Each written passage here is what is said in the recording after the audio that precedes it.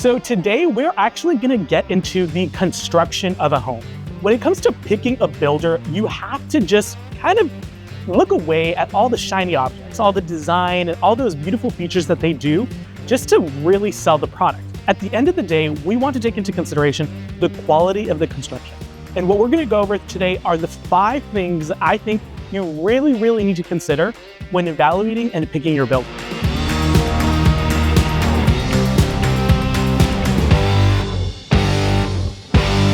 Hey you guys, my name is Robert and I want to welcome you guys to the channel where we talk about all things new construction, all things living in the great state of Texas. We are currently on a job site for a new construction home that is probably set to be ready in the next couple of months. And I just wanted to open up the actual house and talk to you guys about what it is to build a quality construction home and honestly, what kind of homes are being built here in Texas today. So one thing to really take a look at when you're considering a new construction home and picking out a builder is the actual job site. Is it a clean job site? Believe it or not, that is a huge indicator of the quality that the builder is going to deliver to you. If they're not even willing to clean up the home before the walls are up, then that probably tells you that they probably don't really care about certain things in your home or the craftsmanship may lack. So when you're looking at a job site, take a look. Is there beer bottles? Is there sodas? Is there cans? What does the job site look like? Because I've been on job sites that look pristine, and at the end of the day, I promise you those builders are building top tier quality homes. Let's talk insulation. There are really 2 main types of insulations used in homes today, and that's gonna be the fiberglass insulation, which is what we're gonna see here today and upstairs or on the roof, and spray foam insulation. Pros and cons to both. Fiberglass is typically more economical, and I think it's been used for years, so it does a great job of insulating your home from both heat and cool penetration through the walls. But fiberglass is maybe not as insulative as spray foam insulation. Why? Because spray foam is sprayed as a liquid and it actually expands and is able to go into all those nooks and crannies that may be evident in a wall, which may allow airflow from the outside to the inside. So some people like spray foam. Some people think that, it catches on fire a lot easier. Some people say that it's the next asbestos of our generation. That I don't know. And honestly, the truth, it's not out yet. Why do I bring up insulation? Because as I mentioned, spray foam insulation is usually a little bit more costly than the fiberglass insulation. So it's up to you. Do you want to pay a little bit more for what may be considered more of a premium product? Or are you okay with, paying for something that's tried and true, it's tested, it's been used for years? Or again, are you gonna kind of go with that experimental product that really has had generally really great results? So the other thing we're gonna talk about is studs. So this right here is a 2x6. A 2x6 compared to a 2x4, which is something you guys can see right here, is a lot thicker. Why does this matter? So the thicker that the beam itself is has 2 benefits that I'm going to point out. The very first is going to be the amount of insulation that you can actually put in between the exterior wall and obviously the drywall, which will eventually go over this. It gives you a higher R value. A higher R value means you have more insulation and there's less penetration of heat or cool between the inside and the exterior. The other thing is a 2x6 is just more material, which means it's going to be more structurally sound. Most builders tend to build all the exterior walls with a 2x4, but we see a lot of builders starting to use 2x6 on the exterior walls and 2x4 on the interior walls. But even taking it to the next level, I'm starting to see a lot of builders build 2x6 all the way around and 2x6 on the interior walls, kind of like I showed you guys right there. So overall, it's just something to consider. A 2x4 is not bad, but a 2x6, again, gives you more insulation and it gives you more structural integrity to the overall home. So let's talk number 4, blocking. Blocking is something that's actually put in between a studs. So these are usually, I believe, 16-inch on center. And these blocks that you notice that are here, these are actually going to be what the cabinets are going to mount to. If these blocks were not here, the cabinets would either have to be perfectly secured onto these 2x4s, or they would have to be secured onto the drywall, which you absolutely do not want. So blocking is something to take into consideration, not just in your kitchen, but also all those areas that you tend to mount things. So for example, Where are you going to hang your TVs, right? Nowadays, we mount our flat screens up on the wall. So if you know that you're going to be putting your flat screen somewhere in a bedroom or whatever it is, you should ask your builder to put blocking. That way, you're not there with a stud finder trying to figure out exactly where to position those bolts into those 2x4s. Similar to blocking is going to be these metal plates. These metal plates are typically placed in front of a stud where there may be plumbing or electrical. I've unfortunately seen it plenty of times at this point where someone is going to be hanging something on the wall and they go to drill into the wall, and what's the first thing they do? They either hit some sort of PEX piping or some sort of plumbing situation like this, or even worse, electricity, and end up getting electrocuted. Why that's important is because most of the time when you're hanging something, you're going to be going with a stud finder to make sure that that's where you end up anchoring whatever it is you're hanging on that wall. So here, let's say we were to identify this area here in particular. When you came in with your drill to nail through right here, this metal plate would prevent you from being able to electrocute yourself or end up puncturing the plumbing. In this particular case, they did it in some areas, but it seems like they failed to do it in others. So that's just something to consider is your builder also paying attention to their safety, or where they're putting these metal plates to prevent, again, you from further ruining your home in the future.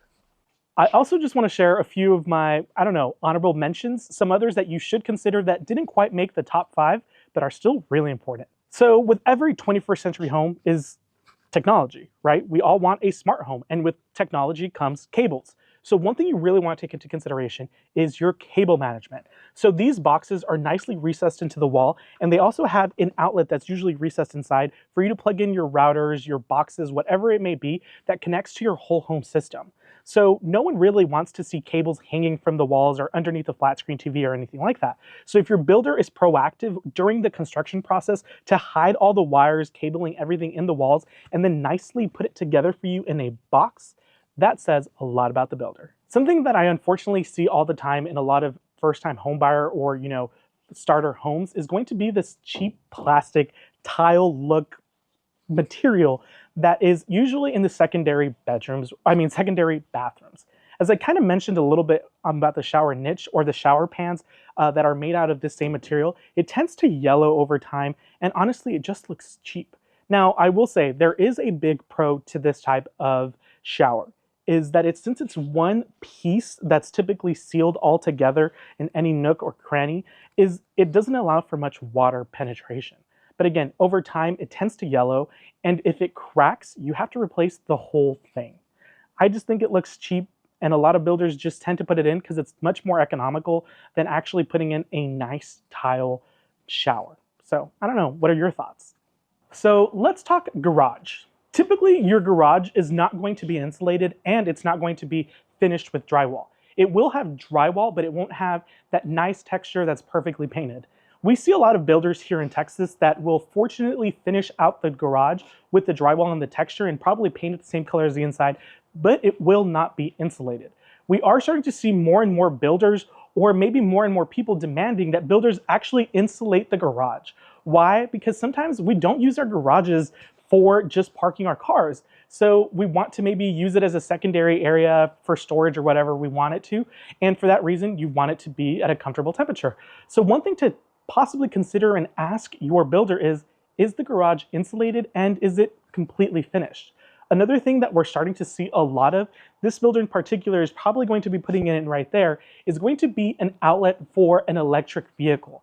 Again, you may not be an electric vehicle person, you may not be someone that's ever going to own an electric vehicle, but the reality is you're probably going to end up selling your home or moving to another one at some point. And in order to retain or have the most value, or the most, get the most money for your home, you want to make sure that it has what a potential buyer might be looking for. And whether we like it or not, the future may be electric cars. So having that right here ready to have your electric vehicle plugged in may be beneficial. Right now it's going to cost you, maybe a couple $100 compared to possibly, $1,000 or more to have an electrician come and knock some holes in your walls a little bit later. So that's maybe something else to consider.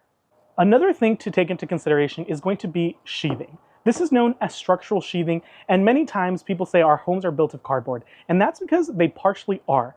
This is the exterior side of what most homes here in the United States are currently built like. Now, there are other materials that are more of a plywood material that are going to be a lot thicker than structural sheathing, but at the end of the day, modern homes here in the United States are built to withstand the test of time. There is compromise in certain areas, and to be honest, structural sheathing is going to be one of those. But these homes are built for a long, long time. The sheathing is not the only thing that is going to determine the structural integrity of a home, but it should be a component. So you have to ask yourself, is the structural sheathing that my home is currently being built with going to be enough for me and my family, or do I want something that's a little thicker, a little hardier? But just know that the thicker the sheathing, the more expensive the home gets. If you went with something like this dry line structural sheathing versus a zip product, which is honestly, in my opinion, the superior product, which is a plywood product, it's going to be 3 to 5 times more expensive to build your home. And honestly, you may not even realize a difference. At the end of the day, I'm just here to educate you and let you know that there's different products out there for different folks. So at the end of the day, you make a decision for you and your family and what's best for you. There are tons of things to consider when building a new construction home or when picking a builder. And I really hope that a few of the things that we went over here today help you to make a better educated decision as to what's best for you and your family. The reality is you don't deal with construction, you don't deal with real estate all the time. So you or your friends or anyone that may be considering purchasing a new construction home anywhere in Texas should seek help. I understand that a lot of people think, well, there's a builder rep there to guide me through the process. And the answer is that's true. But at the end of the day, that builder rep works for the builder, and they don't always have your best interest. So consider hiring an attorney, a real estate agent, or someone that's well versed in construction and in real estate when making decisions and evaluating the quality of a builder and the quality of the home. So if you or anyone you know is in the market for a new construction home, or honestly any home here in the Dallas-Fort Worth or anywhere in Texas, click the link below and schedule a call with me today. We'll see you guys on the next one.